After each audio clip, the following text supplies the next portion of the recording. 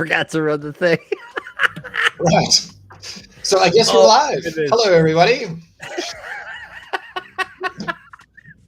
Oh, that's my bad. I got lost. I started looking at the battle stuff. I was already into the tournament. I was pulling records, and I'm just like, thank God you had the music going, because that music didn't come into my mic. I'd have just been like, not knowing that we were live.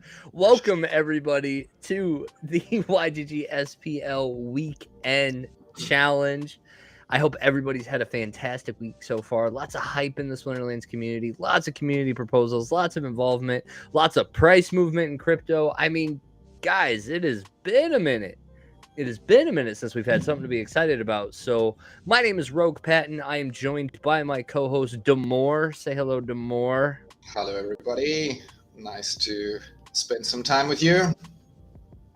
Amen, brother. And as always, the smooth, sultry voice of Mr. Danger himself. Not a middle name, not a first name, not a last name, just the entire name. He is all danger, all I need. All time. All about the danger. All I need. Greetings. That's all I need. But yeah, so tonight we're going to follow the same format that we did last time. I think it worked out really good. We'll be following some matches during the entire course of the tournament. We'll be talking about gameplay strategies, everything going forward there. And then in the in-between, while we're waiting for matches to come in, we are going to deep dive into our Soulbound reward future that we are about to go diving into here January 30th. Oh, is that the official day? Stop, guys. Hard stop, January. It was the Tuesday so that's the end of the season. Yeah, wow. Holy Tuesday, January 31st. That is really quick. That is So, really quick. 9 days. Yep. End of season. Yep. New season And will then, be new cards. Holy shit. Yeah, it is the end of season, isn't it? Okay. Yeah. And so for those that don't remember, the top performing YGG player in this tournament will be getting an extra booster pack from me. So good luck to all the YGG guildmates out there. But with that being said, I was looking through and a name caught my eye. It was Lord of Fire from the Goat Gang. So I'm like, all right. That's a pretty cool name, pretty simple, easy to say. So that is the round, the qualifying rounds that I have decided we're gonna go take a look at. And so I've got those pulled up here, and I was wanting to kind of show this off because this is something that I asked for in Splinter Tools, and it was kind of met a little bit on Twitter by some of the Japanese players as negative. Like it wasn't a good thing. But one of the things that I asked for was I asked for this here. Let me do a little zoomy zoom here. Boom. That looks a little bit better. So one of the things I asked for was a win percent to be displayed right on the onset of the battle, right? So from a player perspective, I'm sure some of you guys maybe saw this pop up and you were like, damn, I love it. Already kind of know the results of that. And so like that was something that, you know, a lot of people were disappointed in. The reason why I asked for this is from a content creation side. I think poker went a really long way in bridging the gap between poker experts and just casual watchers by displaying percentages and talking through the built-in mathematics of the game of poker. Why decisions are made those ways, what bluffs are, what like these types of moves are, strategies, because it was based on the fundamental mathematics of poker and a 52 card playing deck, right? So for us in the game of Splinterlands, there is a mathematical algorithm in the background that is running that basically will play out the game, right? So from a content creation side, we can use these, in my opinion, to help guide conversation and guide actions going into this, right? So we'll see how that kind of goes. Opinion, what do you guys think about having the win percent right here, right out the gate, instead of waiting for the very end? I like it, and also I like proving it wrong. So when mine says 0 and the other guy says 100% and I still beat him, I really feel awesome. Right? Yeah.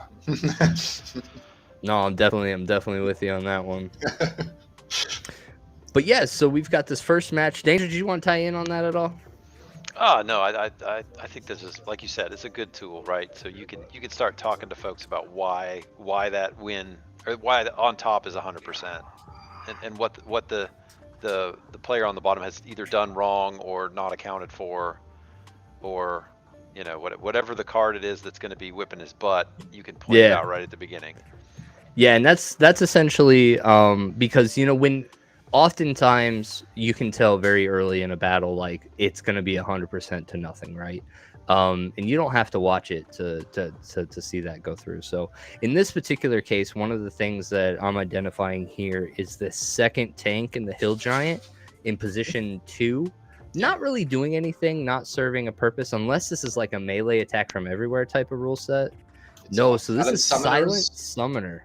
And neutrals, no neutrals.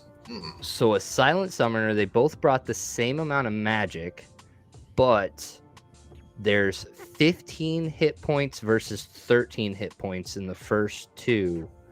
And the taunt is live here, so I think it was honestly just positioning. You got 15 HP here. You're not attacking from the second position, and then the taunt being in the back. I think we've got 3, 6, 7, 8, 9, 10, 11 damage per turn versus 3, 4, 5, 6, 7, 8. Just a big damage. Difference.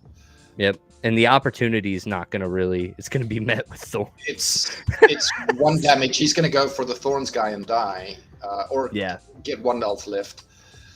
No, he'll go. For he'll taunt. go. He's going to go for the taunt, of course. Taunt first.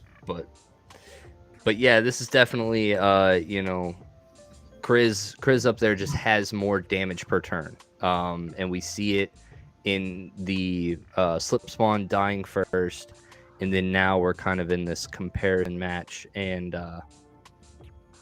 he's just got less HP than his opponent.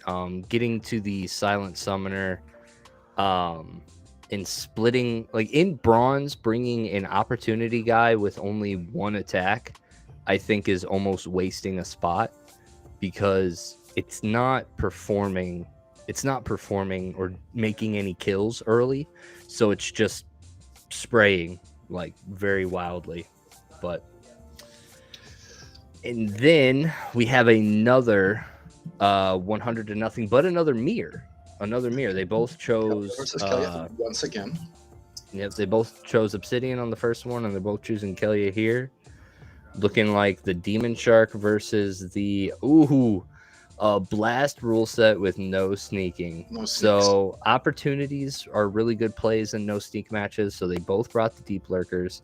Tidebiter in bronze doesn't have the reflection shield. No. So nothing there, but using the Wave Brood to really move some of those attacks into the back line and not letting the opportunity monster actually make opportunity shots. It's going to go right to the Deep Lurker. See, I think the Demon Shark in the 3rd position.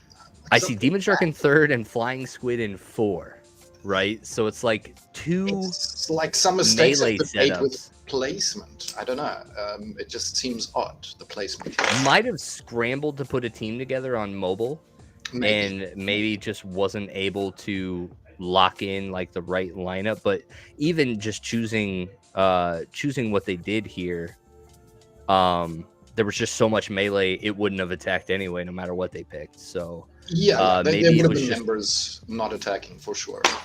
Maybe it was a late game strategy, trying to park the Demon Shark and the Flying Squid in the back, so that way Demon Shark's maybe hitting some more tramples in a mirror setup. But like Wave Brood just destroyed all that, because there was no damage being dealt to the Demon Shark by the time Lord of Fire's Demon Shark dropped in there. So just whatever the strategy was, it was not did not work. Wave Brood absolutely just demolished, took control of that match. So congratulations, Kriz, on the 2-0. So let's see, we are not done with the qualifying round, so we will wait for round 2 to come up. We'll pick some other matches to watch randomly based on names that we see, and we'll just talk about those going from there. But Danger, if you want, let's go ahead and start talking about these So reward cards. there was a town hall. I'll acknowledge that very briefly. There were some things talked about, but moving right along. Let's talk about this, right? New reward cards. The set is gonna be big, right? 43 chaos reward cards. Right. That's is that bigger than Rift Watchers? I think that's bigger than Rift Watchers. Then the entire set of Rift Watchers. I It think that's more than sounds- Rift Watchers. It sounds It's like close if it's not bigger. it's very close. I think it That's a was also lot. 40. I think it was also 40 a number of cards in Rift Watchers, but very, very close. So yeah, so new reward cards will be soulbound. So very similar to your starter cards or gladiator cards. You can't do anything with them other than play them. That's all they're good for, right? Mhm. No transfer, rented, delegated, burned, sold, nothing until they are out of print. So how do you get them, right? They're going to show up in your loot chest. So starting in the next season, which starts the end of the month, so the end of season loot chest that you will get this season will still have all the cards that you know and love and have seen for a while now. The next set of chests. So if you open a, I don't know how it's going to work with the dailies. If you open a daily right after end of season, I think you're going to start getting these cards. I think that's how it's going to work. So, you know, if you wait a minute after end of season and you open that, I think you're going to start to see the new cards. And then the following end of season, you'll see them in your end of season chest. But up until the end of the month, up until the end of the season, you'll continue to get the tried and true, not Pellicors anymore. Those are all gone, but the rest of them. So the interesting thing about how you get these is the potions, which up until now have only been used for packs. You can use the potions to increase your chances of getting better rarity and gold foil reward cards when opening your loot chests. So that's going to be, I think it's going to be turned on, and you're going to have to turn it off. So I don't know if you'll be able to onesie twosie. I think you'll just have to like throw the switch, and it's just on for the opening of that chest until you run out. Yeah, but they were they called out specifically that it won't consume a potion unless it's successfully a reward card. So like it'll know that much because like a reward card you've got like a 33% chance. Yeah. So it's not like you're burning potions on chests that don't produce cards. Yes. That was kind of made clear. So Yes. the potions only happen once it's guaranteed to be a card, and then a potion will engage. Yep. So that's good news, right? So you won't be burning through a ton of potions. I don't want to I don't want to burn through any potions on my reward chest. Honestly, I want to keep that specifically for packs only. Oh wow, I do now. I 100% do now. You do? Yeah. Really? Yeah. Okay. I think you're going to want to burn them on these cards just because the reward chances are a little bit different in the reward chest than packs. Okay. Yep. So they actually mean a little bit more, and we'll get to that further down here when we get into the math. The other interesting thing here is that a single loot chest may contain more than one reward card. So instead of getting one common and it taking your lifetime to get enough to mean anything, hopefully you'll be able to do that a little bit faster. So that's interesting, right? That's going to be a change. So here Damour, I think this is going to be the important part for you, which is the math, right? So if you're above silver, if you're up into gold, diamond, champ, you're gonna the numbers go up. So if you double these numbers, I mean that's going to be significant, right? So if I'm in diamond and I'm burning what is it, the 8%. alchemy potion, right, to get a gold, I'm at 8%, Yeah, which is that's big. That's big. which is twice what it would be for a pack. So I know that that reward cards aren't worth the same amount as pack cards. So Yeah, maybe, but that's kind of my logic. But yeah, but I- in the context of playing though, like this will be essentially where, because you can't go buy them, this will be the fastest way to get them. Like especially, what I'm most happy about is the what is it, the legendary potion also doubles epics. yeah, it If hits my understanding both of was these, right? correct, because my experience so far in opening reward cards is legendaries and epics are actually really hard to find. I think if I didn't Oh go yeah, to the market, I wouldn't have silver level of most of these cards, sure. right? So like I kind of need that uptick, but then also one of the biggest reasons where I said hell yeah, let's go, is that the one potion. So they've said that you can open multiple cards in a single chest now, Mhm. right? And so what that means is that if you successfully land on an upgrade, like if your potion does turn it into an epic, it turns all of them into epics. You know what I mean? So Really? like, yeah, your multiple count chest can be multiple epics. Your multiple count chest can be multiple gold foil legendaries. And it's only going Like to burn you once one it potion for that one chest? one potion for that one chest, and you can Wow. get multiples. So like, yeah, when we're talking about like getting down here into champion or diamond chests, hell yeah, you put a potion on that. Okay. Multiple gold foil legendaries or gold foil epics or just epics and legendaries. You could get multiples. Hmm. Yeah, a fistful of gold. I mean, even a fistful of gold commons, right? I'll Yeah, be the guy that says it. You might be leveling that up faster than your regular foils. I mean, who knows? exactly. Um, Possibly. Possibly. Yeah. You so know what'll be really interesting about all of this too is like, because I was thinking about that today. I was like, all right, cool. I start leveling up my cars. Obviously, I will level up the one that I'm trying to play the most, and then maybe I'm sitting on like some single BCXs of others. But like that concept of sitting on a bunch of one BCXs, that's going to be rough for a really long time. You know what I mean? Like if you're in this to sell the one BCX, you've got to sit on those for a minute uh in order to like realize that gain. So I more think than a coming minute. out of this, we're going to see some combining that we haven't seen in reward cards before. Yeah, Which it I think may is a be. good thing, right? Ultimately, we want people to combine cards to create more scarcity, right? And at the moment, I don't think that is functioning as intended. People are not. The renters are, you know, saying that renting out one BCX cards is more profitable than renting out max level cards, and Yeah. that is the reality, right? That is what's happening in many cases, not all cases, but many cases.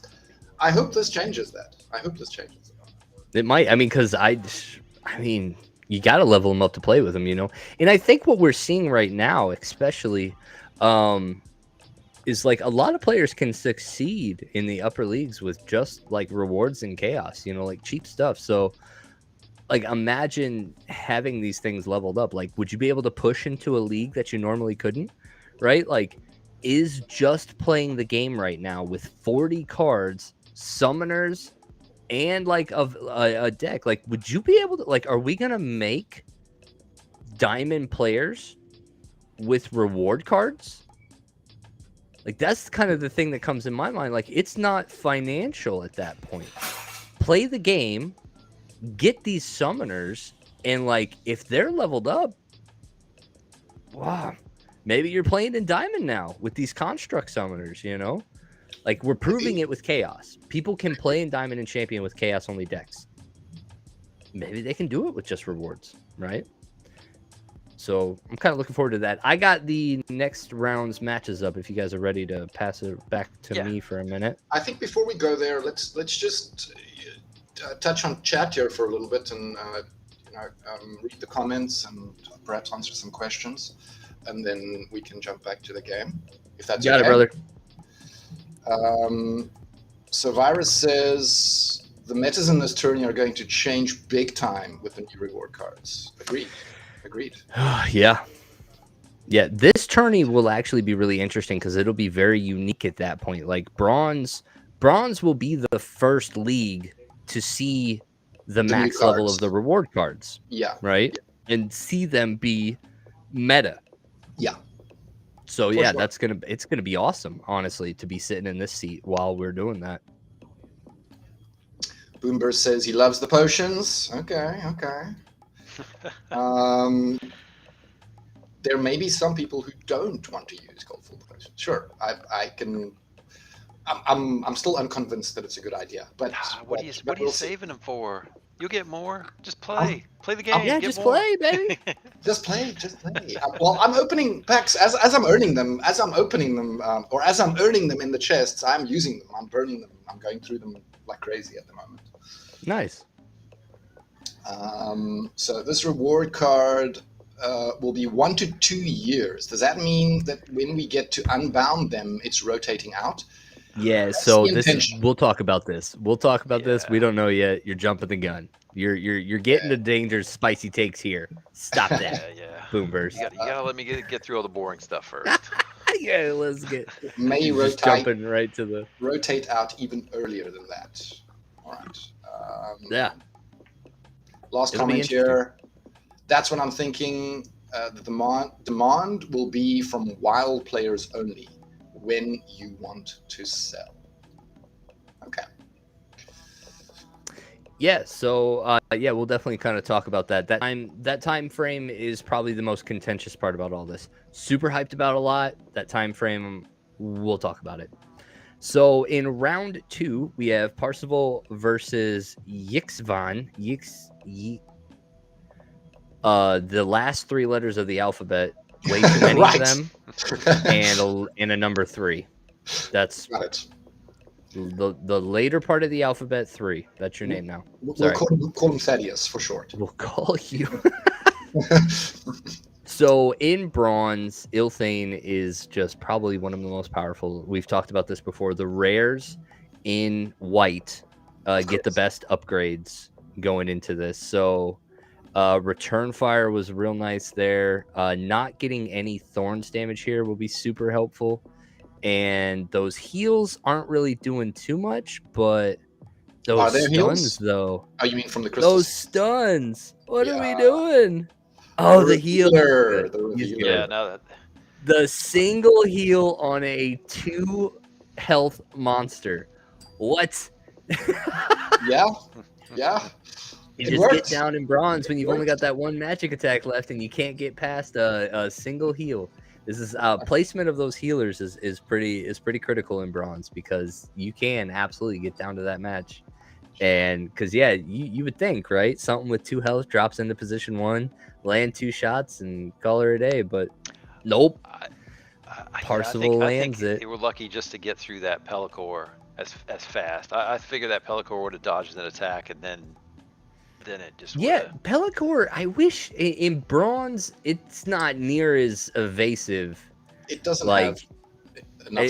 this is middle school Pellicor Conjurer. It just doesn't do what it needs to, right? So like here, this is 45% dodge chance and a 35% dodge chance here. But yeah, basically, it's a little bit better than a coin flip, but. So yeah, Parsival, very, very familiar name in the space. Takes game 1, moving on to game 2. Got a 98% here.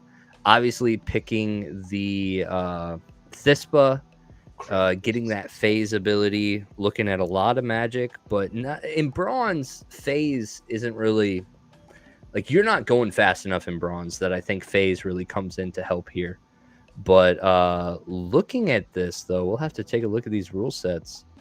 I like the last Alphabet 3 team here, but the snipe. Oh, it's the snipe rule set. Okay. Yeah, I don't see anything right out the gate here that is really making this 98-0. Well, also understand that the only dragon summoners available in this tournament is Thispa and Kretch, right? The reason is we don't have legendaries, so Quicks is excluded. And Where do we get the headwinds here? Yeah, there's just too The much health headwinds on the Ash Mirage. on that fire team too. That's just too much health down there. There's a lot in the snipe position. Yeah, there's a lot of health there. And then the shields on the second tank. Yeah, that was too much to get through. This was a great setup here up front, though, being able to handle that with the consort being able to handle the Chihuahua.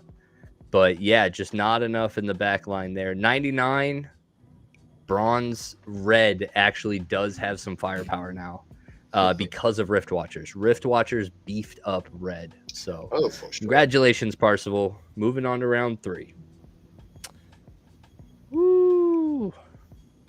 Oh no, Zitron said he missed the check-in. Sadly, that happens. Bro. Next time. Sorry, brother. The live events, man. Dude, we had to check in at Splinterfest. That was like one of the most weird. That was one of the most stressful moments of my life, is like when it clicked. It clicked like 10 minutes before check-in was done, that because it's a live tournament and it's being run on the normal Splinterlands website, that I would have to check in for that tournament. I was like, I had to go find a computer, found a bunch of people, and I was like, dude, we gotta go. We gotta check in. It was nuts. And so yeah, time. I feel you, brother. I feel you. But yeah, go ahead, Danger. Let's bring her back. All right, some more number stuff, right? So they've adjusted the drop rates on the rewards, and I think the one thing to note here is this number right here. I think this number didn't change, right? It's pretty much always been. I'm gonna call this 0. You basically have a 0% chance of getting a pack in bronze. In bronze, but yeah. Now I don't think this number was near 0 in silver until now. So I think they slashed that to nothing. I'd have to go back and check, but I think that was still maybe 1% or 75 hundredths of, or whatever, 70, yeah, 0.75%. Yeah. So I think this is huge, right? This is moving, just saying, we know people are farming silver now, so too bad. Moving the goalposts. Yep. Everybody move up. So yeah, I think that's a big number. But otherwise, reward cards, everybody's got a 1/3 chance of getting those. Merits stay the same. SPS another third, and then broken out between potions and packs. Yeah, I like that the packs are only taking away from potions. Like I'm cool with that. Yeah. Because realistically, once you get up to gold, diamond, champion, you pull so many potions in a single chest that it feels really nice. It's totally fine dropping those down a couple %. It's absurd the number you get per reward chest. Not anymore.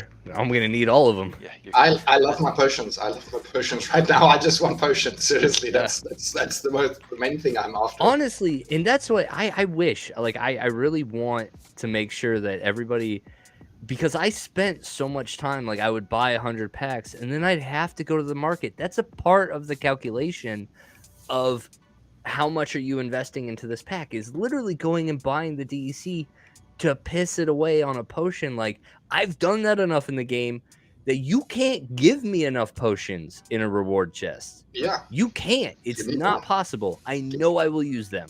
Yeah. Yeah, agreed. Okay. Totally agreed. They'll get spent. So let's get to the contentious stuff, right? Here's what was alluded to. We estimate that roughly 1 to 2 years out from this initial release of Soulbound reward cards that are associated with Chaos Legion, we will release the next set. So what that means is that we're going to have these cards for a while. And likely we will have the same set for a while. So unlike previous sets, so to speak, we're not going to get a break in the middle where they'll introduce some new cards and phase out some old cards. That's the way they've done it in the past, right? They had the Pellicor set for a while, and then they introduced the vampire set, right, with all the vampire cards. So they're going. I think the way they're going to roll this out is they're going to have This is the reward set, and we're going to have this for a while. Now, the contentious part is though the time duration, right? 1 to 2 years. And uh, man, I don't know how to take this, because I think that that's kind of an overestimate, because we're winding, because these are Chaos Legion reward cards, and Yeah. we're winding down Chaos Legion, right? It's done at the end of March, whether or not Yeah. it sells out. It's- And I then we're think going that to was move the into first point of contention for me, was like when Nate said that these were chaos cards, I pumped brakes hard, because I was like, yeah, this could be amazing, this could be great, and you're like, yeah, it's gonna be chaos. I'm like, whoa, what? Why Like, we've chaos? been doing chaos for like Why a not year and rebellion? a half. Like, bro, we're not seriously like starting this brand new thing for a set that is a month or two away from being done. It's weird. Fuck. It is weird. I don't understand why they're not launching Rebellion early, right? So just make them a Rebellion set Yeah. a little bit earlier before the set comes, and it can stay live along the life of the Rebellion set. I'm okay Yeah, with that. Virus is the only one that has brought up a good reason of why that one might suck, right? Is now that we've introduced Modern and Wild, what, like, does the release of Rebellion's reward cards push Untamed out? Does that mean that Chaos is now, like, Untamed's now out, that we have the first Rebellion cards? You know? I hear you. I hear you. So like that would be the big thing, and I know that they're also, I know they're some percentage of the way through whatever the project that Cryptomancer's working on, where they're trying to group everything into sets, right? So Yes. you've got, you know, the Rift Watchers, and so like I could understand that before that programming comes out, having now this new set and programming it the old way instead of however this new grouping would be. um I can understand that, but I do foresee the issues of, like, we might have no Rebellion reward cards. Yeah. Because I think we've gotten to a point as a community where we kind of agree that when Rebellion is released, 9 months on, 3 months off, 1 year later, another new set. Like, Yeah, that's, I think, where we're at as a community. So That's yeah, been 1 what to 2 leadership years. has said several times now. Now, not saying Mhm. that they're gonna, you know, everything changes, right? So, I, I'm with you. I don't think that this number is firm. But so here's the balancing act, right? If they release this set and we get another short set, particularly if they're soul bound, it will be difficult to. Well, I guess at the end they'll come loose and you can combine. But if it's a short set, it might be problematic to level them. get the max level or whatever level you're at cards, right? It'd be That's the expensive problem. at that point. I don't think it'd be hard. Once everything hits the market, I don't think it's going to be hard. Oh, but that's also one of the other issues I have with this 1 to 2 is I'm totally in love with the new DE sync they just created. Yes. I That I love like. this. That's awesome. And now that it's going to be like a year or two out before the first iteration of being able to do this, and then I also, like, generally, like, I understand the concept of, while we're playing, nobody has a chance, but from an economic standpoint, that means that the sync is going to be like, it's not going to be like turn it on and it has a flow rate.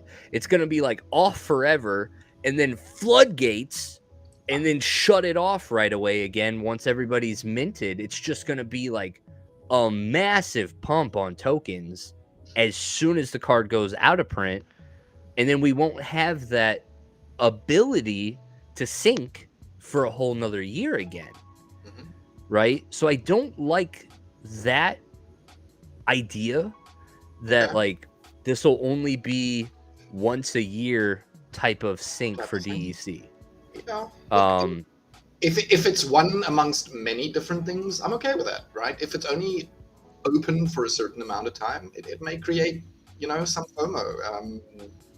I think it's I don't think it's particularly a bad thing if we have plenty of other DEC things active and going. Yeah, we'll have to see where we are in a year or 18 months or whenever they decide to shut this off, and see what happens. Like, see what happens the next day, right? When you wake up and the DEC is sky high and there's, 2 million more cards on the market or whatever it winds up being. Those I are think going to it'll be less, crazy though. days. I'm seeing some smaller bot farms walk away. I was perusing the Discord earlier this week, and I saw a gentleman selling 5,000 spellbook accounts, and he's not the first one I've seen in the last couple of weeks. So I think we're starting to wind down with with those folks.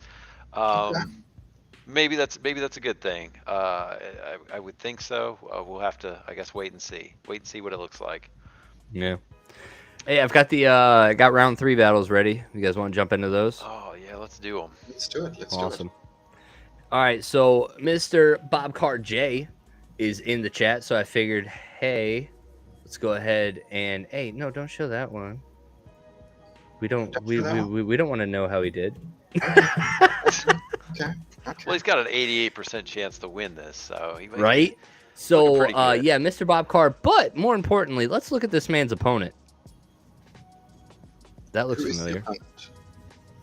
It's last letters of the alphabet 2. Oh, right. Number 2. Okay. And we just saw number 3. So, yeah, I experienced this. I experienced this yesterday as well. So people entering multiple accounts into the tournament. Not a fan. Okay. Bob, whoop his ass. Whoop his ass. Bob, whoop his ass. All right, so clearly it looks like Bob's gonna whoop his ass on this one. Monk in the front versus the cruel Cephalopod. Yeah, I like the healing up front. Lots of sneaking in the back. Heal from the Meridian Guardian, but basically a double heal on this Zenith Monk. There's no way he's getting through that. Lots of health in the back on these Rangers. Those sneakers aren't going to be doing near the amount of throughput that they need to. So very happy with Bobcar's team, except how did the double healer get knocked out in the first round? I'm actually shocked about that one. What was the damage there? 1, 2, it was only 6 damage. Was the timing of the heals off? Where like none of the heals kicked in and all 6 damage hit at once? Yeah, they came too slow. Oh, or they were too fast. The attacks were slower and they all hit. Yeah. No, that's terrible when that happens. You're like, yeah, I'm set, and your opponent just rocks off like all the damage that he needs to kill you before your single heal procs. Oh, that's terrible. But still pulled through. His focus was good. His HP in the back was great. Really mitigated those sneakers, and really focused down on his opponent. Great job, Bob. Second match, Bob's got a similar win percentage here, about 89 to 11. Backline on the Sandworm here in a reverse speed match. Sandworm is king. And an opportunity match, though. So what's interesting about the opportunity match is that the sneakers actually don't follow that. So if you bring a sneak monster to an opportunity only, they still sneak. So this is actually this is usually not the right call, because then at that point you're splitting damage. This thing is going to go opportunity. This is going to attack frontline. This is going to attack frontline, and these two are going to go back. So we're being split 3 different ways here by Bobcar. And here we're actually, this is going to go opportunity as well. Opportunity as well, yeah. But here, this is good backline attacks. I want to see how this plays out, why this goes so far south for our boy here. It's just maybe comes down to the speed and the health. Oh, the Sandworm. Oh, the Sandworm was 1 health away from just getting... and then we're just one-shotting from here. But yeah, this Ranger. No, the Ranger at least does have close range. But yeah, healing on the back there. Just not enough HP to really get through this. Both have close range. But yeah, I was not completely sold on Bob's team there. But you know, the healing, anytime you get an opportunity to run the Zenith Monk outside of position 1, his healing is just very helpful. So, but yeah, no, anytime, Bob. Well done beating that not bot, multi-accounter, whatever. Good job. Way to get him. So congratulations on moving on to round 4, buddy. We'll see you there. Back to you, Danger. Back to the studio, Bob. All right. So new stats and abilities, right? So here kind of lays out what we're going to expect in the new set, right? We said 43 cards, 37 monster cards, 6 summoner cards. So like you were saying earlier, Rogue, it may be possible now, right?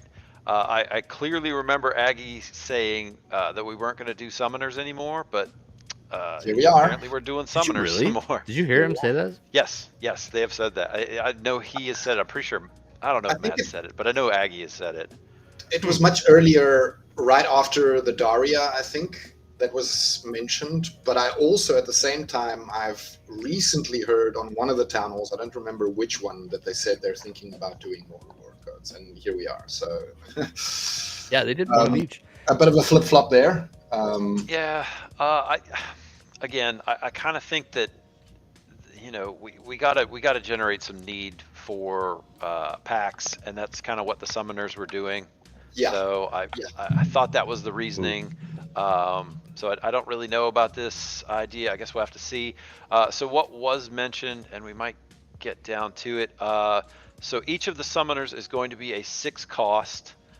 They will all have the conscript ability, which is you can bring an extra gladiator, and one other stat buff, so a plus or a minus to health or attack or whatever. Yeah. But a 6 cost summoner we saw the dragon spoiled with the +1 speed. Yeah, we've seen that some on the QA server, right? Somebody showed off a picture of it. But a 6 cost summoner is pretty. I mean, that's a lot, right? That's not going to be super useful all the time. They are more expensive, certainly. There's quite a few. There's quite a few instances, especially low mana, right, where that's probably not going to work out very well for you. But that's what they're going to do. So, let's see, 12 legendary cards, 2 of each element. Man, I'm telling you, this looks just like Rift Watchers. Yeah, no, this is I think this is the very first time that an entire reward set could be realistically a standalone set on its own. So this is what I mean of this is the first time people playing the game have a real opportunity to get a free set to play with. Quotations playable a free deck. A free full deck. The positive thing here for me is that new players or people that haven't really decided of investing into the game are able to play and participate in the economy without being forced to spend stuff. And whether that's a great thing or not, I'm still undecided. But I do think the community is going to be very happy. Yeah. Oh yeah, everybody likes more cards, new abilities. Absolutely. Yeah. I think what I'm finding is the more that I'm doing these wild open tournaments, the more it's validating my concept of like the bigger your deck, like the more deadly you can be, right? Like if you've got every weapon, you can play out of so many situations the more that you have, right? So like I will always use that to justify buying cards. Like it's options, right? I mean, if you have a few cards, then you probably have, all right, this is what I play. And if that rule set doesn't come up, or if there's an easy counter to it, you're going to get beat. But as soon as you start adding a couple extra cards and giving yourself some options, then I mean, your win rates should move north. I had an atrocious win rate with the open tournament. I was so overwhelmed by the amount of cards. I didn't have a freaking clue what to pick. Honestly, I was so lost. That's awesome. I've heard that from many people. I got lucky, and I made it to day 2. 7-3-1, I think was Wow. my record. So Wow. Nice. we ended up making it. Gold's not a league that I play in, but like I've got a little bit of familiarity with it. The only thing I did to study was I went to Splinter Cards and I just went to go look at what each gladiator does in Gold, just because I was like, I don't think anybody's got gold level gladiator cards Yeah, at this point. there's So a like, few Yeah. that do, but it's few. It's few so and yeah, far this is between. it was gonna be crazy. But I think one of the biggest takeaways that I had from today was one, I submitted teams without gladiator cards. One. Oh, okay. There See, I were do that. teams. I included a gladiator every time. No, and that's why I didn't tie my hands that way, because there Yeah. are still meta teams That are that better. can go above and beyond, like Yeah. forcing a gladiator card in there. And two, Quora is not as oppressive as she is outside of the levels. open tournament. This was one of the things I was most worried about the first gladiator tournament, was that Quora, it was just going to be play Quora and like try to beat Quora. But I at the end of lost. the day, like having a plethora of 1 to 2 mana beast cards, like really good cards, means Quora is not an automatic low mana card anymore, or a low mana team anymore. You don't Yeah. just solo drop a Quora because she's going to get steamrolled. And then number two, there's just so much going on that you can overpower a Quora pretty easy in Gold, if you plan, if you do a little bit of planning accordingly. Yeah. And so yeah, I think that was anytime I played Cora, I lost. It's yeah, exactly. it I beat her a couple times, and there was one time specifically, like I felt rushed, and it was like a 12 mana team, and I was like, oh cool, they gave us the 2 mana epic summoners. I was like, boom, Cora, and just got steamrolled by a full team of 6, like a full team of 6, and it was like Eponia, failed summoner, like it was just the normal low mana green team that just like steamrolled me. Nice. And I was just like, oh yeah. Okay. Yeah, just don't be a bronze bot. Like, think about the game, Rogue. You flipping idiot. So yeah, that was one of my losses. But yeah, no, I think I was really impressed with how non-broken gladiator cards felt in this tournament. Okay. It didn't feel super oppressive. And that's probably I think a good they're going sign to take for the conscription ability, right? So this, I was a little bit fearful that this conscription may, so as Boomber said, it will definitely be meta changing and hopefully not game breaking. That was a fear of mine. Yeah. Yep. I'm in the upper leagues. I don't think I'm so worried about it. In bronze, like, maybe. Yeah, it's going to be. You're going to see Quora in the way you used to see Lamacron everywhere. You're going to see. Why don't you see Lamacron everywhere anymore? It's too easy to counter. It's really easy to counter now with some cheap cards. Well, we'll actually kind of spoiling it a little bit, but we can jump forward and we will actually see. Outside of these abilities, they actually gave us some nerfs and buffs too. So, really? They are. Yeah, really excited to talk about that. Change some abilities, yeah. Yeah. Okay. One key ability that nobody cares about, but now they're going to start caring about. So, but you know what's effed up? You know what I saw? I think Quora has Dispel. No, Gold. immunity. She has immunity. So level 3 Quora gets immunity. However, Dispel will still dispel the bloodlust. Okay, but does she also get Dispel as well?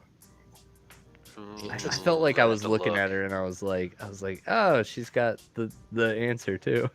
I'd have to look. I don't Here, know hold on. I'm gonna take a look. Go ahead, keep going. So one of the new abilities is Martyr, right? The guy here looking pretty uncomfortable with some barbed wire wrapped around his face.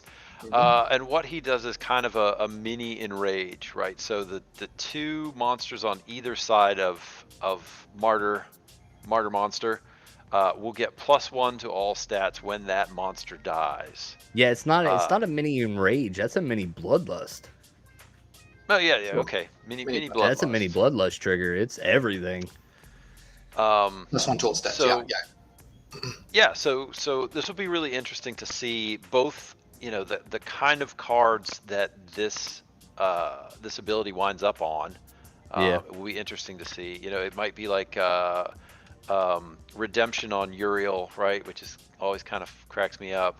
The guy with 12 health. Oh, when I die, everybody's gonna take a point of damage. Anyway, it'll be interesting to see if they put this on you know, beefy tanky monsters, or if they put this on low cost monsters. And you know, it'll be interesting to see what kind of rule sets this plays out in. So this will definitely be a tactical kind of ability where you're going to have to think about positioning in terms of maximizing an effect. So it'll make the game more interesting, that's for sure. Yeah, we've So in the game right now, we have opportunity targets at this point. Like there are many times where sometimes you're building a team, you've got like an extra mana left over, or you know you're going against an opportunity mirror of sorts, like Deep Lurker v Deep Lurker. You're always trying to pay attention to where your opportunity shots are going. So dropping a hardy stonefish like in a position to where like it'll distract the Deep Lurker for a couple turns. Like these are already strategies that we have in the game. So now, like potentially throwing a martyr ability as like, not only is it just distracting the opportunity guy, but it will punish an opportunity play if a martyr is the opportunity target and you just like park it right next to two beasts and they all just get a bloodlust proc after this opportunity. Like I could just see Deep Lurker being like, I would love resurrecting this martyr guy. So killing once, buffing, resurrecting, and then killing again and buff again. Resurrectability. Just I love it. Keep dropping it. So another thing to think about is you know, rule sets like poison, where things are guaranteed to die, right? Yeah. So you might see this guy rolled out in poison to drop a quick buff on something as it goes out. Yeah. Be interesting to see where it how it gets used. So here's what Rogue was alluding to, right? I think this is huge. Dispel now removes the bloodlust. So that is fantastic, because that ability was really underutilized and nobody really cared about it. And I think my question is, why wasn't it included in the first place? That is a buff, right? And Dispel takes away buffs. It should be doing that. Why didn't it? Well, I think at the end of the day, they really wanted, because Bloodlust was exclusively into the Gladius cards. Gladius were soulbounds, and Gladius was only used during brawls, which we've thrown all of those out the window now. But like back in the day, like the Bloodlust ability needed to be a little broken, you know, because honestly, those are some of the funnest things to post on Twitter. Those are some of the best things to post on your socials, when you're just like, you like take a snapshot of your thing that's Bloodlust proc like 8 times. You're like, look at this tank, you know, because you rarely got to do it, right? But at this point, they've created 2 reward cards outside of Gladius with the Bloodlust trigger, and now they're releasing all of the cards from Gladius into ranked and tournament play. They had to address it, 100%. So very glad that they didn't have to build a new ability. There's a lot of cards out there that will have added utility with this going forward. So very happy for this buff on Dispel. Yep. Oh, side note, I did, at level 5, max level gold, Quora does get the spell. Oh, perfect. So, and quite a few of the gladiators have Dispel, if I remember right. The Epic and Water does. I want to say the Legendary and Life does. There's probably a couple more too. There's quite a few that have Dispel once they get ranked up a little bit. Let's see. Oh, so the other interesting thing, right, is this. Bloodlust always gives +1 speed. So in the past, it gave a speed boost, you know, in line with whatever the rule set was. So if it was reverse speed, it would give a -1 speed. So it would move faster in whatever direction was faster. Was applicable now it's going to always get faster. So, you know, in theory, you could speed the monster up to a point where it can't hit anything in a reverse speed rule set, which might make for some interesting gameplay. I mean, reverse speed doesn't come up all the time, so you might not see it, but it might be something to think about if you can. It's gonna happen.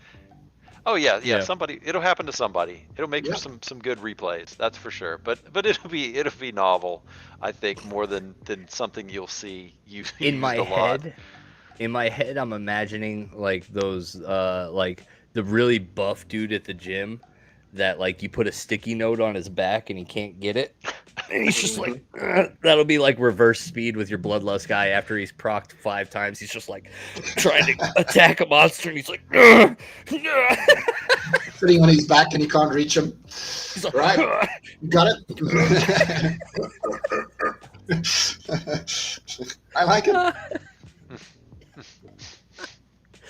So the second monster ability here, weapons training, will also affect adjacent monsters.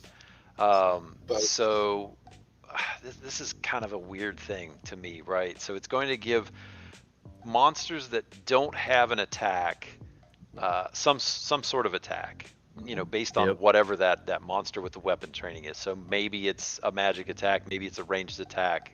It'll depend. I think they said there's going to be. Did they say there's going to be 2 of each? Okay, interesting. So there'll be you know, I think there's going to be 1 monster per splinter that has this ability, and you know, there'll be 2 melee and 2 ranged and 2 magic. So I think that's what they claimed. Yeah. I'm glad they went into details about that. So the things to note is that I think all the debuffs still apply. You know, the headwinds or you know, things like magic reflect, that kind of stuff will work. Also of importance is the oppress ability will still work as normal. Okay. Still doing double damage. So yeah. Yeah, it'll be. I mean, I think the easy, you know, the thing that pops to my mind is Almo, who's already a monster with no attack. Yeah. And now he's got damage. Yeah. Now you're gonna put an attack on him. Like, oh, great, fantastic. Right.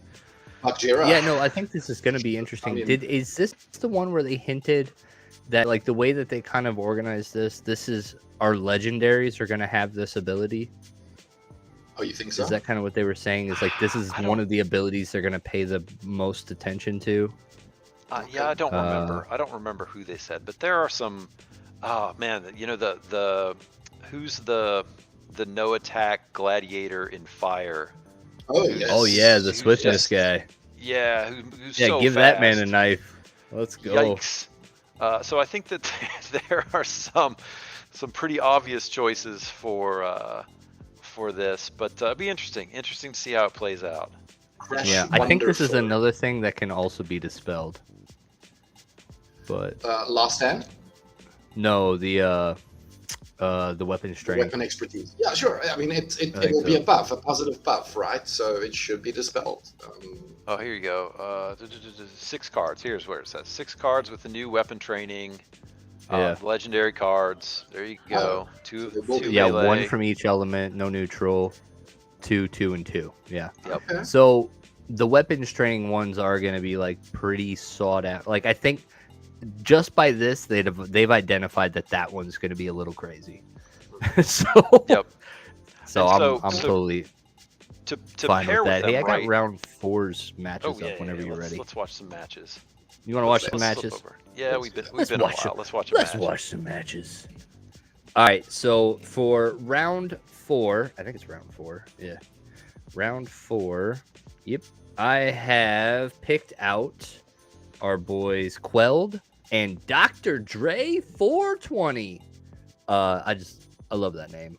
Well done. Raccoons of the North, Rebels of the Rift, Let's go. Quelled's got this one 100% to 0. Looks like a melee attacks from everywhere type of rule set. Oh, it's a super sneak. Thorns in the back, flying here. Probably it's the Demented Shark that's gonna really make the difference here. Bringing a Taunter in position 1 here is gonna suck because this entire team is gonna focus down on this one and then split out into these two. So he should lose his first monster before Quelled does, and that might just make the difference from there. Plus, Nightmare's fast, but compared to Kelia, you're just not that fast. So Nightmare's not going to get any dodges there, and there's just more shields and attacks and speed here than I think in this black team. So that's why we're seeing 100% to nothing here. Demented Shark is probably one of my favorite things to play when I'm able to attack with my melee guys from anywhere. Just getting that buff on everything feels so good because Demented Shark can't attack from everywhere else, and it ain't big enough really to play in the front position too much. So when you do get a chance to a nice 20% chance miss there. But when you do get a chance to play it, like, it does feel really good. But yeah, damage output was just way too strong here. Way too strong. But yeah, I think one of the biggest downfalls was running that Taunter in position 1. Do not take the full brunt of the team unless you're trying to resurrect it or pull some other combo from that. But not recommended. So moving on, we've got Quelled now with a 6% chance. Dr. Dre with a 94. I think Tusk the Wide just carries this one here. Sometimes you guess wrong, and this might be, oh no, the sniping's gonna go around the Tusk, so it doesn't even matter. The damage output right here on this red team though is just pretty big. So I love a Benar Heatsmith. That is well played. Right? I like seeing anybody that can win with that guy. That guy doesn't get enough love. I love the Venari Heatsmith. The misses on the Regal Parrington. Yeah, those, and having Regal Parrington as a sneak target is actually it is so annoying to miss that guy as much as you do. He's so evasive. So good job, Dr. Dre, pushing a game 3. And in game 3, it looks like we had a low mana match here. Dr. Dre just running a Hill Giant with a healer behind it, but Quelled running shields and coming for the back line. So I just think it probably comes down to speed and timing on this one. I would have given this one to Quilled. So I don't see why this goes. I think the reverse speed is the key here. Yeah. Yeah, you're right. And then now that it's just Hill Giant versus Demon Shark with a heal behind it, there was no getting past that. But yeah, reverse speed. Respect the reverse speed. Leave Kelia on the bench. Earth is the king of reverse speed. Cannot be denied. Cannot be denied. It really is. And honestly, that's one of the best parts about Immortalis at this point. Immortalis has brought so much flexibility to green that it used to not have. And it makes that reverse speed green play not just automatically slam magic, because Immortalis can handle that mirror really well. So yeah, it's been an interesting development there, but congratulations, Dr. Dre 420. Hopefully you're still awake and conscious for round 5. But hang in there, brother. Hang in there. Back to you, Danger. All right, let's try to get through the end of this here. So, picking back up, the 7 epic cards will have no attacks. And this is on purpose to pair with the weapon trainers. The weapon training, okay. So that's kind of interesting, and I think we've seen one of them, right? Somebody showed off the life one off the QA server. Looked pretty beefy. No idea how much it cost though. But yeah, it'll be interesting. It'll be interesting to see these You know, they're definitely pushing the higher end cards to do a thing. So as far as your set goes, you're kind of going to have to play around one. You know, you might not get many combos to play with. You might be kind of forced into this weapons training meta. Yeah. If you're just playing the reward cards, but I could see that, we'll but like see. honestly, I think meta wise, at least when I was playing in Diamond, the no attack monsters are actually pretty oppressive. Some of the best ones like Lorde, Almo, Bakjira, Failed Summoner, Eponia, very meta cards come from like the no attack, right? They were Yeah. already good. So Yeah, the Conjurer. Oh man, the yeah, Conjurers. Pellicor Conjurer, like just fantastic cards. Chaos Agent is Yep. is a staple, you know. Yep. And so yeah, seeing that the company recognized that and was like, yeah, all of our 7 epics are gonna be these no attack type units, right? And they are very utility based. Like there's no specific way to use like a no attack creature. You know, the rule sets kind of really dictate where they go and what they're used for, so they're super fun to play with. Yeah. Oh yeah. Very versatile. It's Can definitely be a sneak protection in the back, or can be a tank up front to give your back line some, a chance to do some damage, lay down some damage. It's beautiful. Mhm. Yep. So here, I think, Rogue, you were talking about that, right? The spell will remove weapon training and martyr and bloodlust. So just Everything except Yeah. for, which is Yeah. interesting, I didn't realize Boomburst did bring that up.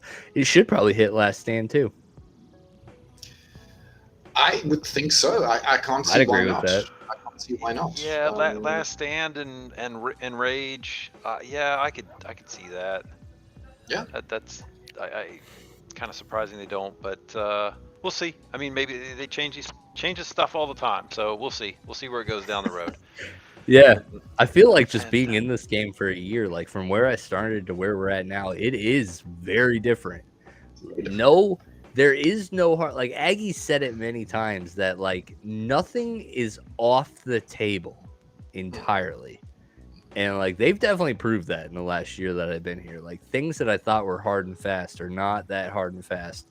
Really soft and and slow. Everything's Maybe. squishy. Yep, everything's squishy. Soft and squishy, movable. Yeah, Oh, and my that brings us to the end. So I'm gonna put a pin in it for this week. That's all I got for you. Awesome, Danger. I appreciate you. So yeah, chat. What do you guys think? What do you guys think of the reward cards? What do you guys think of our future? Have you been making moves on reward cards coming out right now? Because luckily I already maxed out all my reward cards. Like I did it All of them early. already. Okay. Yeah, I mean it was something that like I was looking at them and I was like, at the end of the day, less than $1 legendaries, you know, pennies for the commons and like less than 10 cents. I think even for the epics were down to like 10 to 15 or maybe like less than 10 cents. So I was like, sure, the prices might even drop from here, but at the end of the day, like I just need to do it because odds are something's gonna happen and like switch is gonna get flipped and these aren't good. Like I won't be prepared. Yeah. When the time comes. Today I got $20, so let's just It's do going it to be the end of the month, and you're going to see the card prices go up. Well, I think they've already started seen to it, go right? up. There's They already been pumped- some inflation. I don't think it's They a consistent pump, but yeah. No, but they came down. But then after this post, though, I think they did go back up. Yes. If I was looking at, especially like the second set of legendaries, the Contessas, The Rift Watchers is extremely rare. Extremely rare. The short set, right? Well, okay, hold on. Let's not use the word extremely rare here, real quick. I will actually let's go look at Splinter cards because this was a thought that I had today. What do the short run on these legendaries compare to like an Almo, compared to Ruler of the Seas or stuff like that, like the last set of legendaries before. We should be comparing to Chaos Legion, right? So. Well, no. Comparing to Chaos Legion, yeah. Well, he's just so much lower. compare cost to scarcity. Yeah, that's really where I'm at. So like, here, I'll go ahead and throw this up for us to take a gander at. So looking at this, we'll go zoom.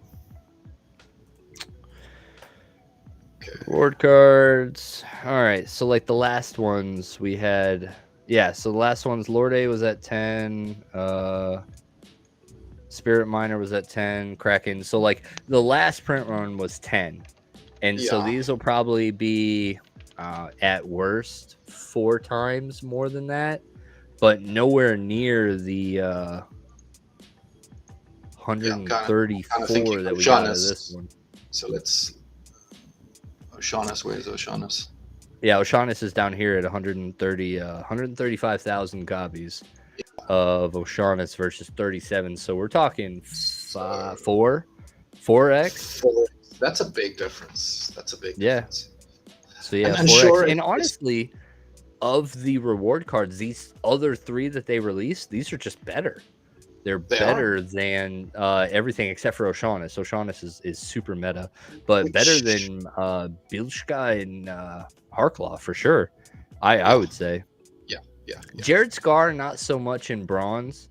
Maybe not even in silver. I think he becomes super meta once he gets Pierce. That thing is his Pierce is super mandatory for that card. Yeah. But yeah, that's why they're pumping. They are really good. It's going to be interesting. So let's see. We've got Bob here saying that I did buy some silver epic and legendary cards for what I will use. Good. Did you get them before the pump, or did you have to jump in like in the hype?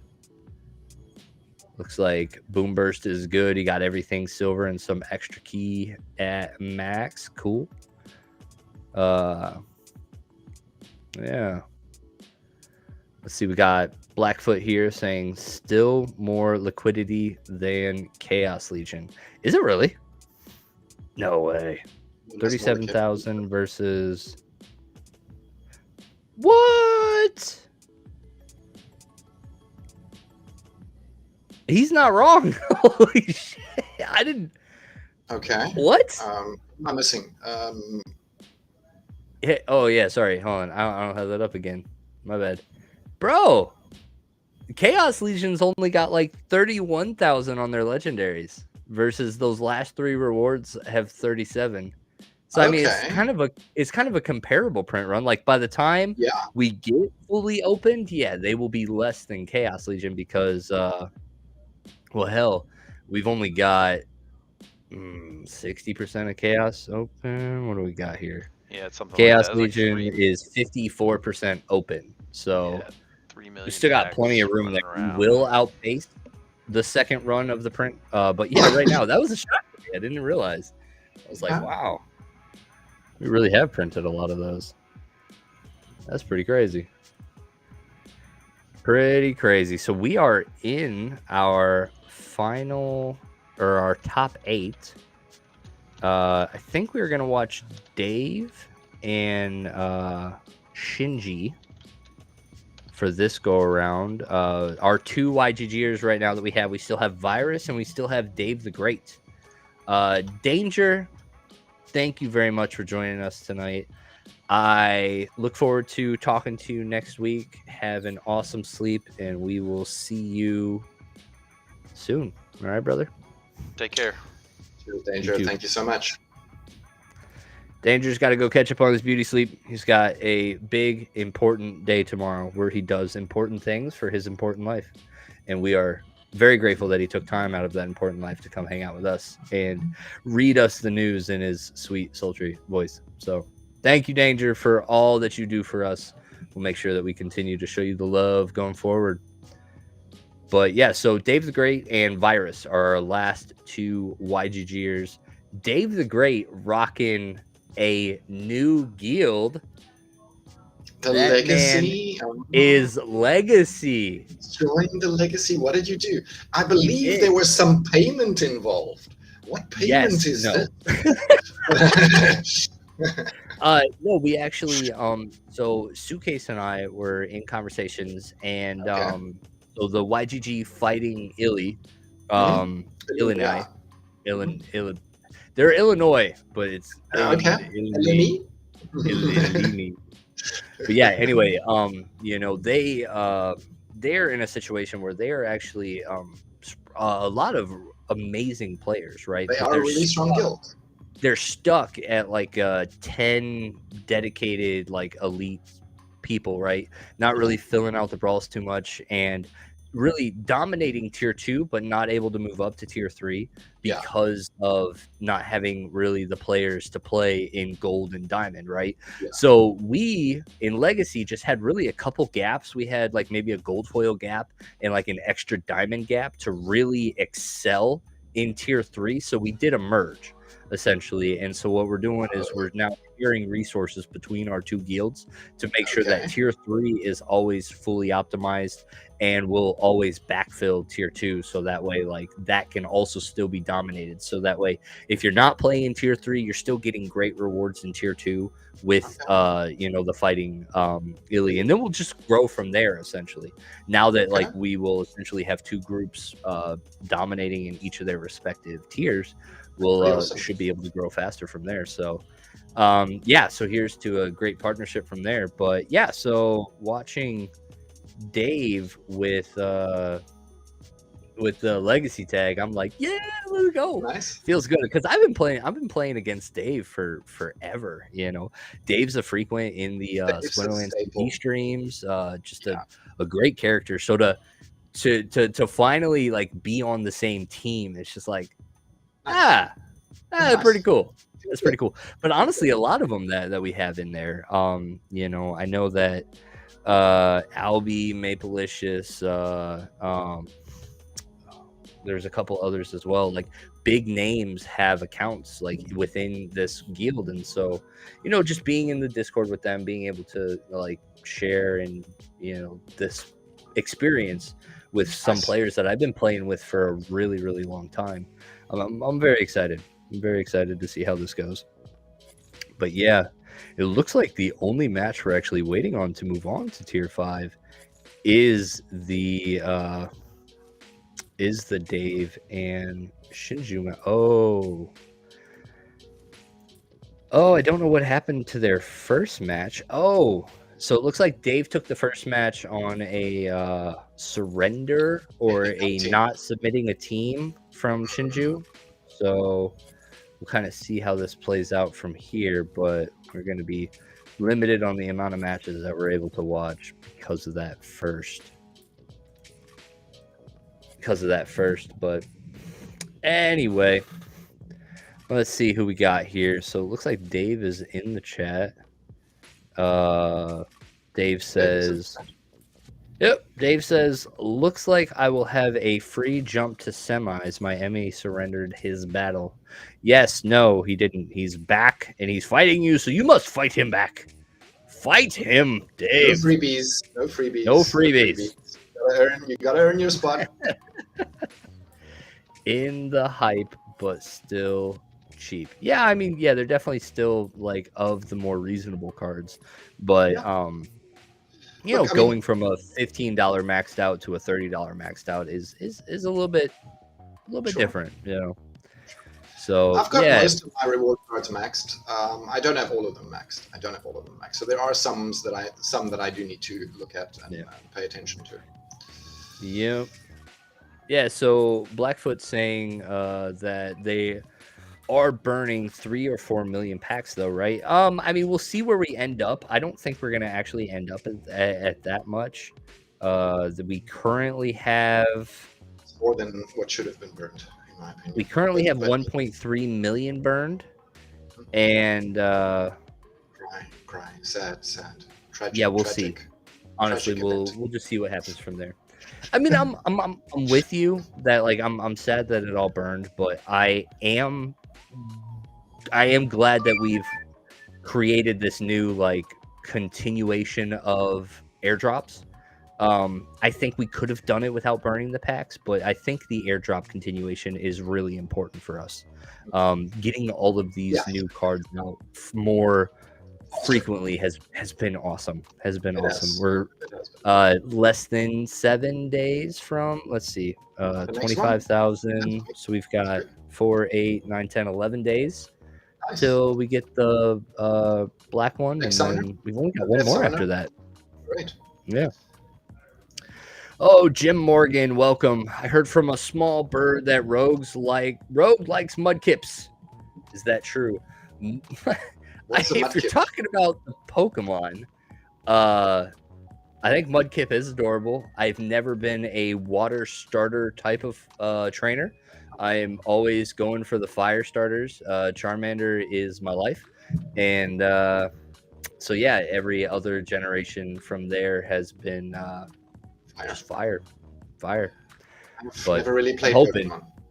I'm gonna laugh if I was just like wrong on that. Like Mudkip's not even a starter. He's not even talking about Pokemon. Like that's gonna be really sad if I just get blown up in the chat for that. Sure. But like I think I was right. You had more of a clue than me. I had no idea what Mudkips were. it's been a minute since I've had to, drop Pokemon knowledge into my life.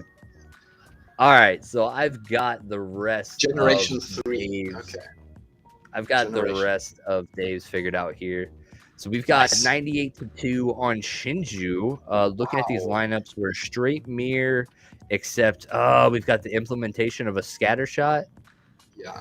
And a snipe versus just really, straight up for the most part, a focused attack on the front. Yeah. This demoralize is probably going to do work. Not too much. In bronze, I've seen it do a lot of work. Like I've made this call a couple times, like exactly what Dave's done, where he goes for like an attack. Like it doesn't have to be a focused attack, but like committing 7 mana for a demoralize and only getting 2, like it doesn't feel worth it. But then as the match plays out, like it actually does. It really does. So I think this scatter shot, we've watched this a couple times in bronze. I don't know of a situation where 9 mana for a scatter shot is ever a good thing. Like like right there, scatter shot went to the flying squid and took out 1 shield.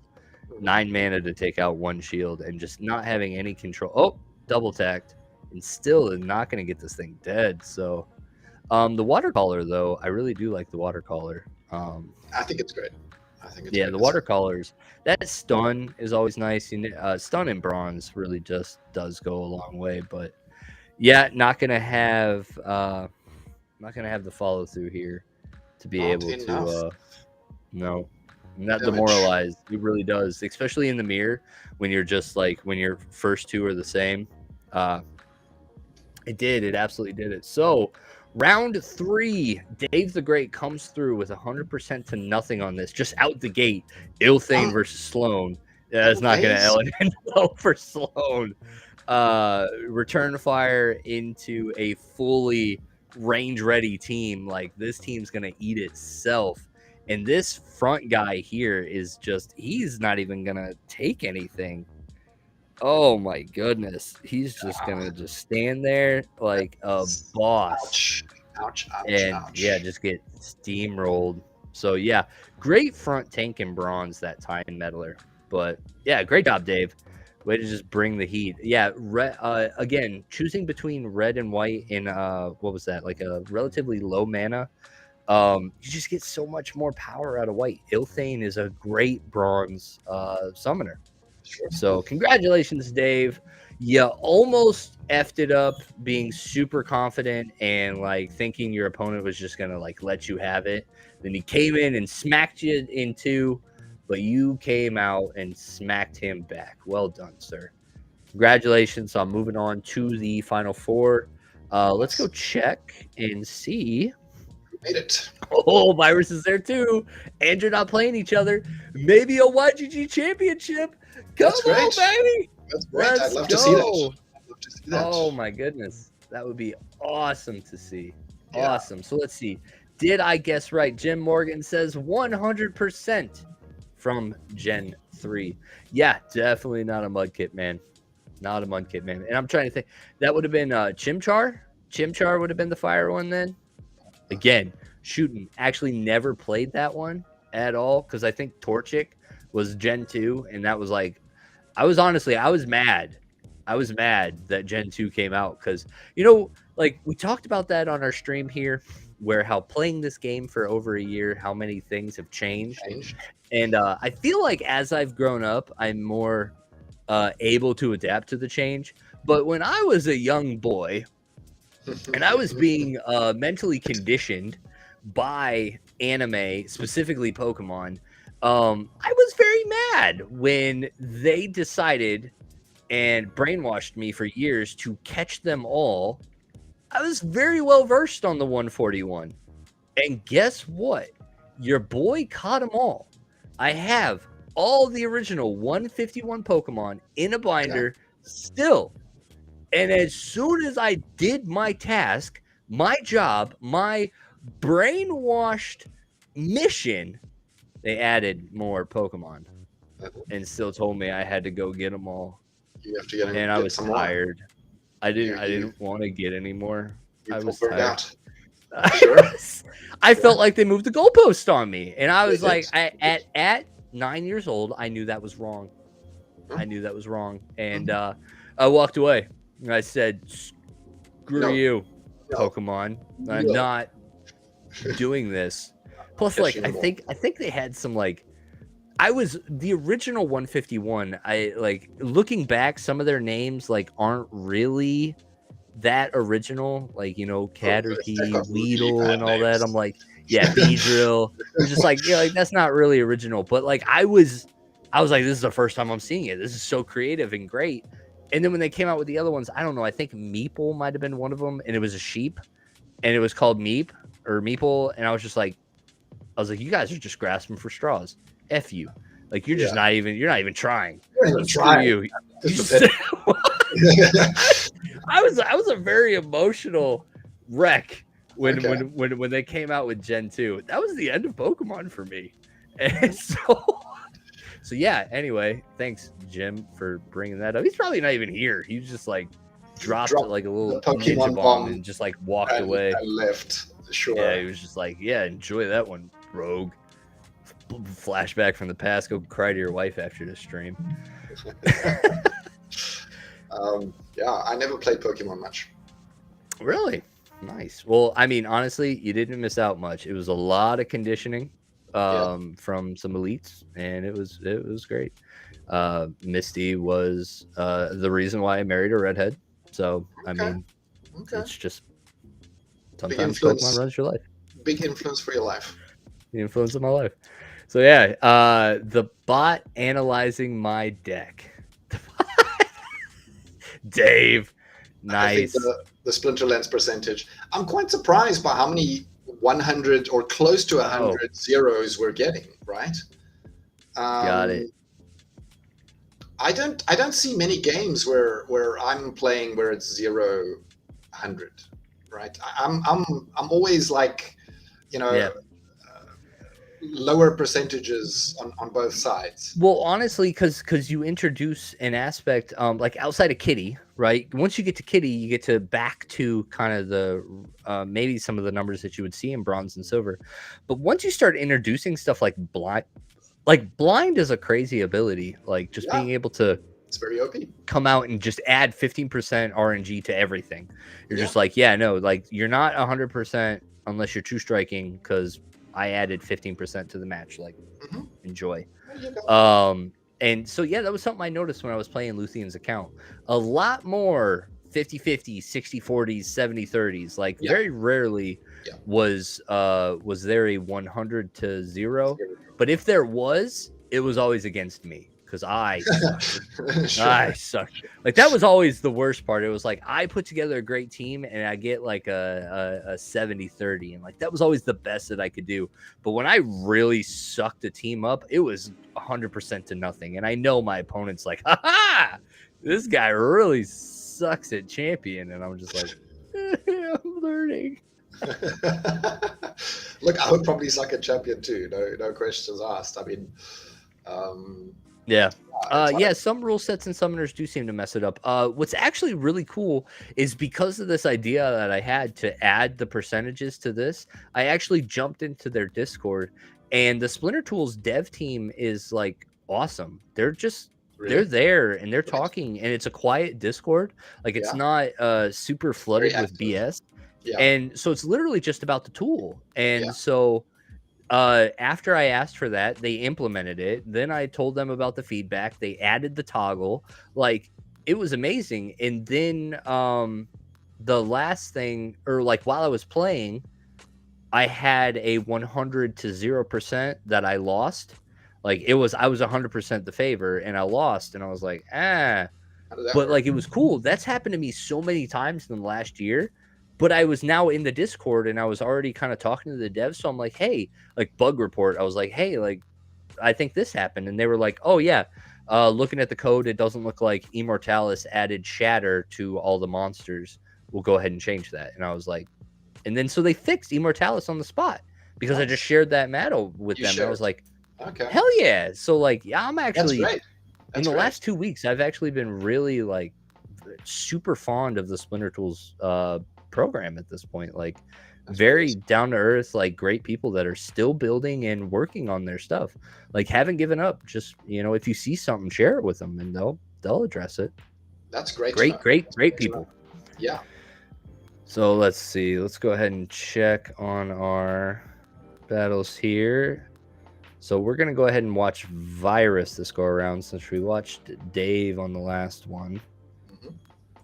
So yeah, thank you, Dave, for not spoiling stuff in the chat. Like I'm sure you're doing a great job waiting for me to spoil it. But I can do that. Dave has moved on. No, he didn't. No, he didn't. Dave. You didn't? Sorry, brother. So Dave was going against Monster Monsters Tamer. Tamer is a very strong regular player. Yeah. Has taken some wins here on the weekend challenge before, so Oh yeah, very very regular guy.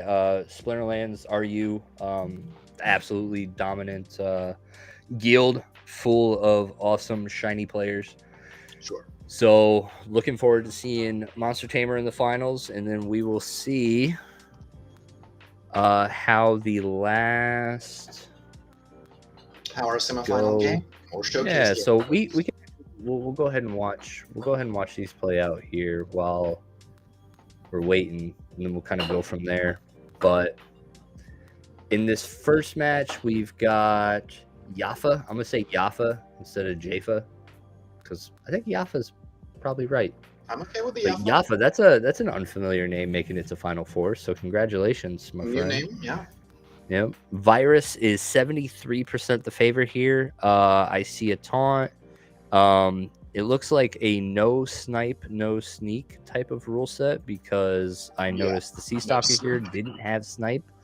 So focusing on the front, running the Demented Shark, not being able to attack from second position. So we've got 1, 2, 3, 4, 5, 6 things all attacking at 5 attacking to the front, 1 opportunity going off, and then this one's only bringing 4, an exact mirror except for Demented Shark and Sea Stalker.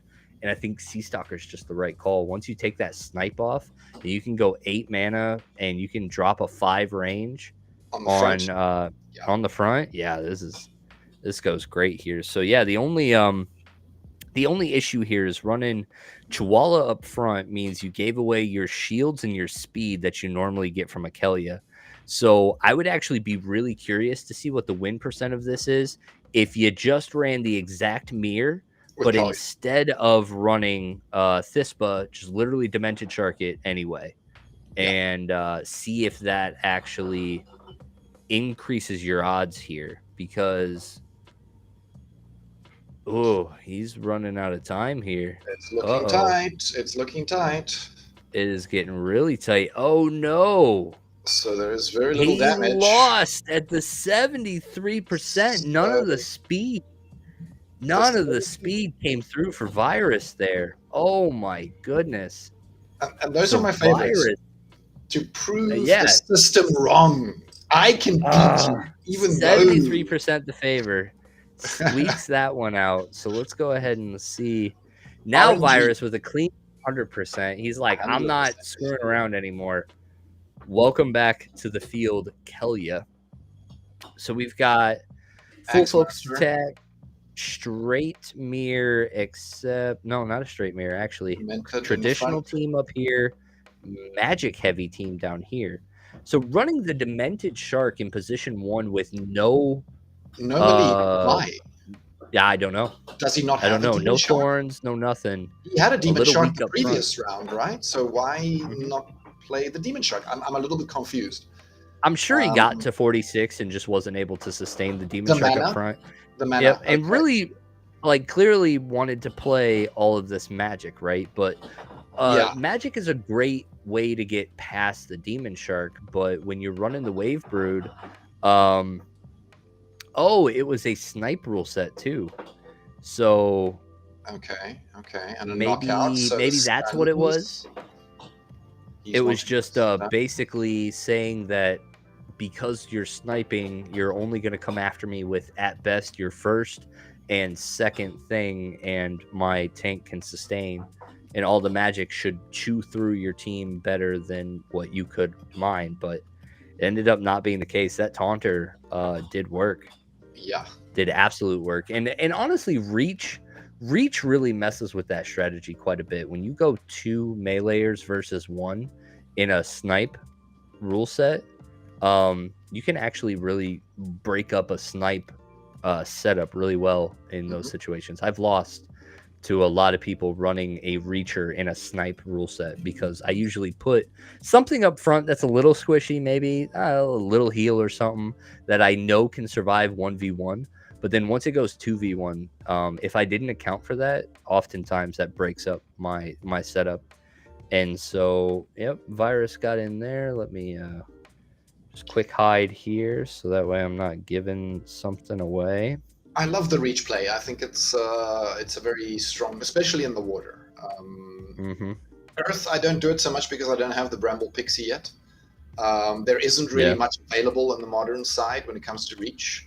There is untamed cards, but yeah, for death also I like the Arachne Thug. I think that's a great reach card. Oh, here we go again. Brought a dragon instead of Kelia and is gonna lean on this 75% here. But in this blast rule set, parking this bosun here is actually going to be really nice.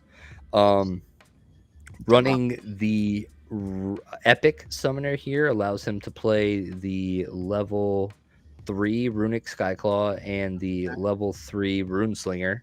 So we'll kind of see how those play out. The speed on this skyclaw is so oppressive sometimes.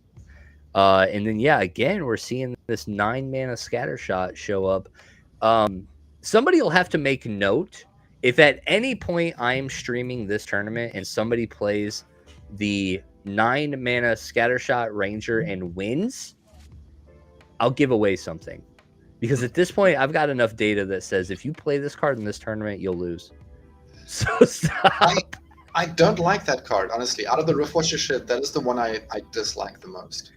It's such an interesting play. This would be the best use for it is in a blast rule set anyway, right? Sure, You're just randomly just peppering the back line. And so like I could see a situation where that is the right call.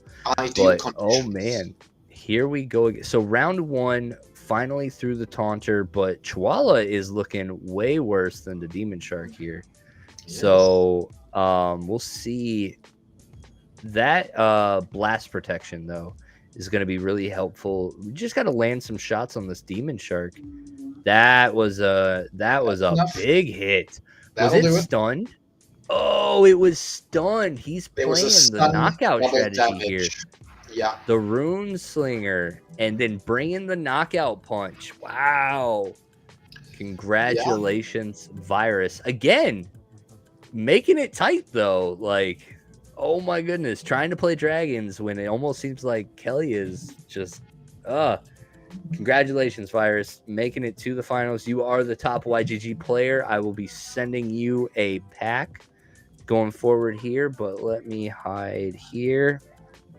And then I will just start bringing up matches one at a time as they are happening. So first one coming up, we've got Virus versus Monstamer. This is one of the things I love the most about this tournament is by the end, we usually have some very elite players here fighting at the final round. And so we see some great Splinterlands coming in here. So looks like a low mana match. Kelia versus an Ilthane. We got range up close with no healing. And this man just brings Ilthane like, yeah, go ahead. Range up close, I dare you. Range. Bring your range. Yep. So at 17 mana, once you get down low, usually the blue team in bronze is leaning on those rangers because, you know, Demon Shark's at 8, Flying Squid's at 7. The Deep Lurker's at 6. So, like, the normal speed melee team, Wavebrood's at 8. Like, that's a higher mana team. So, white is already equipped better at 20 and lower, right? So, this is definitely a great call by Virus to recognize that. And then we will see just landing all these shots, but having these essentially eat themselves as they're attacking. There's just no coming back from this. All of the damage is just returned right back into their face, and it's just GG from here. So great job, Virus, knocking down the first one.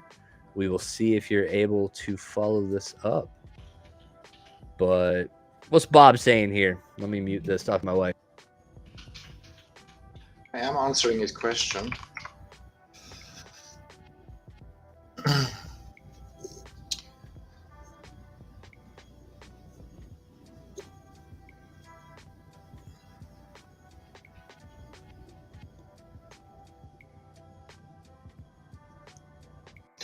Yes, which is why many of the lower level players, the bronze and silver guys, don't really know what the knockout does. But yes, stun and knockout are like best buddies. They work extremely well together.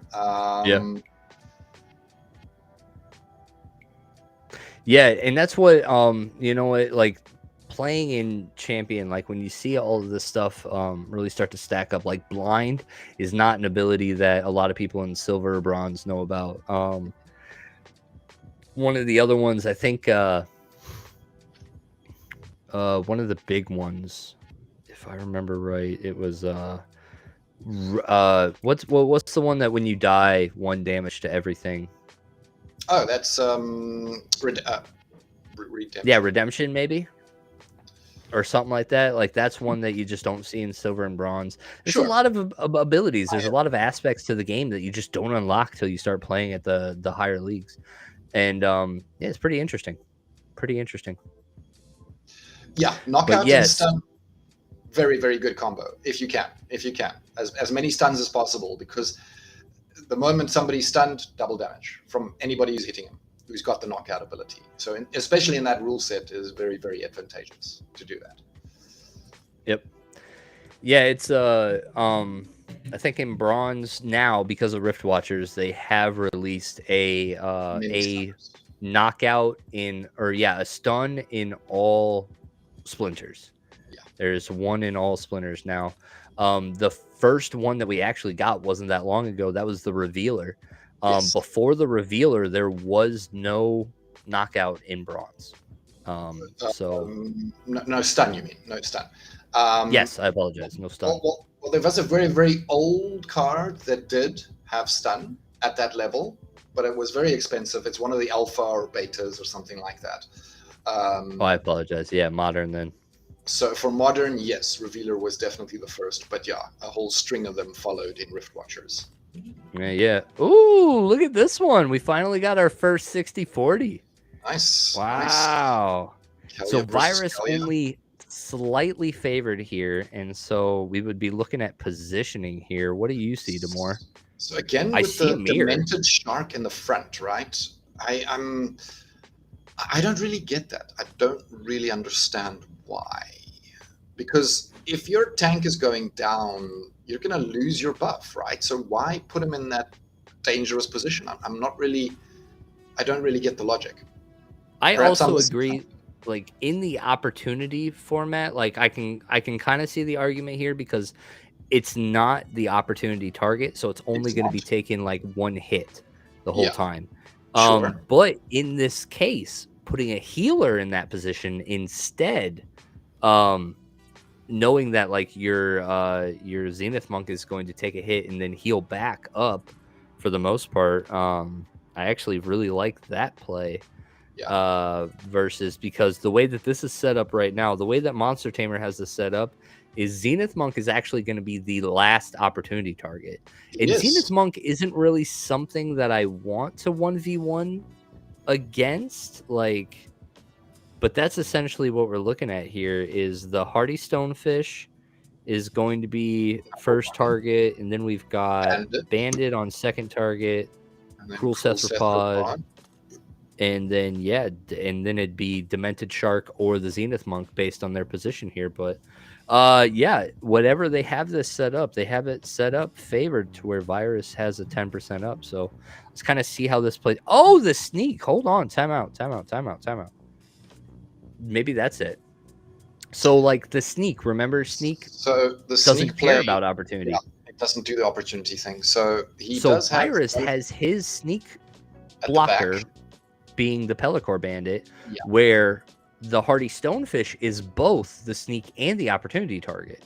Sure. So where Monster Tamer is going to be splitting his first two attacks, Virus is going to have this Hardy Stonefish dead first. Yes. So I wonder how much that kind of plays into it, because the way that this is set up right now everybody's kind of focused the same. The misses. Yeah. Oh, Clutch. so Another miss. they're missing on his Bandit, but like what we just saw right there is really what we kind of expected. Your healer is still around where the Demented Shark fell, and that was kind of what we talked about in the beginning, was how that was going to play out. But it was interesting to watch how that Pellicore Bandit played out. Lots of misses there that might have swayed the game, might have been why Monster Tamer had that 40% chance. But congratulations, Virus, knocking down the tournament in 2. Hats off to you. Is this your first time winning the weekend challenge? I think so. Maybe. It may very well be. I don't recall. I don't recall exactly the YGG winners before, all of them. Yeah, I don't know. But yeah, dude, congratulations. Way to knock it down. So Virus is saying the bad part about Knockout is that you have a 50% chance to stun, and the damage would have to be done before the stun monster takes another turn. Yes. Yeah, so you really have to time your stuns and your knockout hits, like 100%. Like, you are absolutely right there. It's a very advanced play. But yeah, he says, thanks, guys. It may be your first win. It may be. Nice. Awesome, dude. It would have been a long time ago if you did. Awesome, dude. Well, congratulations, Virus. And honestly, guys, thanks a lot for being here with us tonight. We had 13 consistent viewers like through this entire show. That is twice the numbers that we've normally seen. So, guys, thank you for being very active in the chat. Thank you very much for coming out and hanging out with us. We had 80 people in this tournament. And honestly, we've got probably one of the most exciting tournament formats coming up. Once Soulbound cards are there, this is going to be your first stop shop to learn and understand the meta that we're going to be jumping into here, because bronze is going to be the boots on the ground, guys. So make sure you guys are subscribed. Come check us out. Damour and I do a podcast every Wednesday where we talk all things Splinterlands, and we do the weekend challenge. Damour's got one in the morning. I got one in the evening.